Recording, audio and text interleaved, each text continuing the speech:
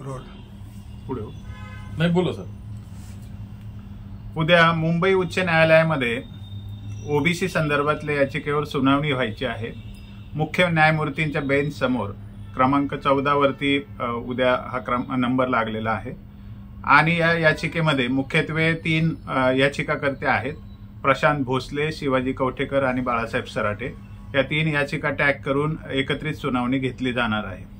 यामध्ये समता परिषद छगन भुजबळांच्या वतीने सुद्धा एक हस्तक्षेप अर्ज करण्यात आलेला आहे. मुख्यत्वे शासन, महाराष्ट्र शासन आणि राज्य मागासवर्ग आयोग यांना आम्ही पार्टी केलेला आहे. आणखी केंद्रीय मागासवर्ग आयोगालाही पार्टी केलेला आहे. पण केंद्रीय मागासवर्ग आयोगाचा जास्ती संबंध नाही यामध्ये.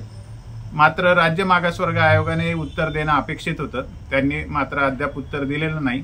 कदाचित त्यांना टाळाटाळ करण्याचा हेतू असू शकतो. पण शासनाने ठरल्याप्रमाणे 10 डिसेंबर रोजी त्यांचं उत्तर दाखल केलेलं आहे.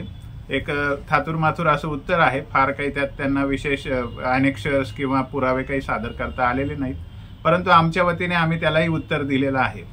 आणि या सुनावणीचं महत्त्व असं आहे की उद्या पुढची नियमित सुनावणीची तारीख माननीय हायकोर्टाकडून मिळण्याची जास्त शक्यता आहे. त्यामुळे सरकारच्या दृष्टीनेही आणि आमच्या दृष्टीनेही या उद्याची सुनावणी खूप महत्त्वाची आहे. पुढच्या संदर्भामध्ये आम्ही सिनियर वकील देण्याचे नियोजन केलेलं आहे आणि आम्ही फार गांभीर्याने या याचिकेला घेतलेलं आहे. कारण गावोगावच्या मराठा समाजाचं या याचिकेकडे अत्यंत लक्ष आहे आणि सगळ्यांना या निर्णयाबद्दल मोठी उत्सुकता आहे.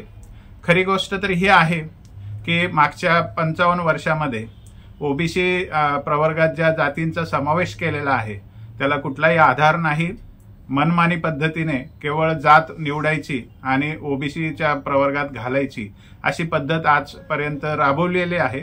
आणि आम्ही जे पुरावे दिलेले आहेत त्या पुराव्याच्या आधाराने आम्ही नक्कीच या याचिकेत जिंकू किंवा आम्हाला यश मिळेल असा आम्हाला नक्की विश्वास वाटतो. उद्या मुंबई उच्च न्यायालयामध्ये मुख्य न्यायमूर्तींच्या बेंच समोर ओबीसी संदर्भातील याचिकेवर सुनावणी व्हायची आहे आणि या सुनावणीमध्ये 3 याचिका एकत्रित टॅग केलेल्या आहेत. त्यामध्ये प्रशांत भोसले, शिवाजी कवठेकर आणि बाळासाहेब सराटे या तीनही याचिकांवर उद्या मुख्य सुनावणी व्हायची आहे. सरकारच्या वतीने जे ॲफिडेव्हिट सादर करायचं आहे ते 10 डिसेंबरला त्यांनी केलेलं आहे आणि त्याला कुठलंही अनेक्षर मात्र जोडलेलं नाही.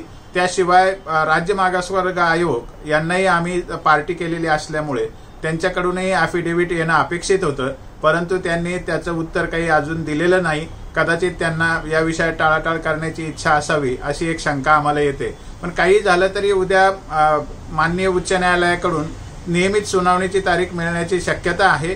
त्यामुळे या सुनावणीला खूप महत्त्व प्राप्त झालेलं आहे आणि या सुनावणीमध्ये सरकारच्या वतीने आणखी काय समोर येतं ते अजून बघायचंय. पण दिलेल्या उत्तरानुसार तर सरकारला आम्ही विचारलेल्या प्रश्नांची आणि ज्या गोष्टी चॅलेंज केल्या त्याबद्दल उत्तर देता आलेलं नाही हे मात्र प्रथमदर्शनी दिसून येतंय.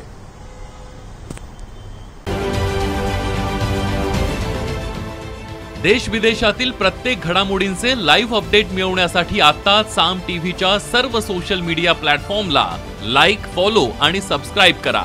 तसंच सर्व नोटिफिकेशनसाठी बेल आयकॉन प्रेस करायला विसरू नका.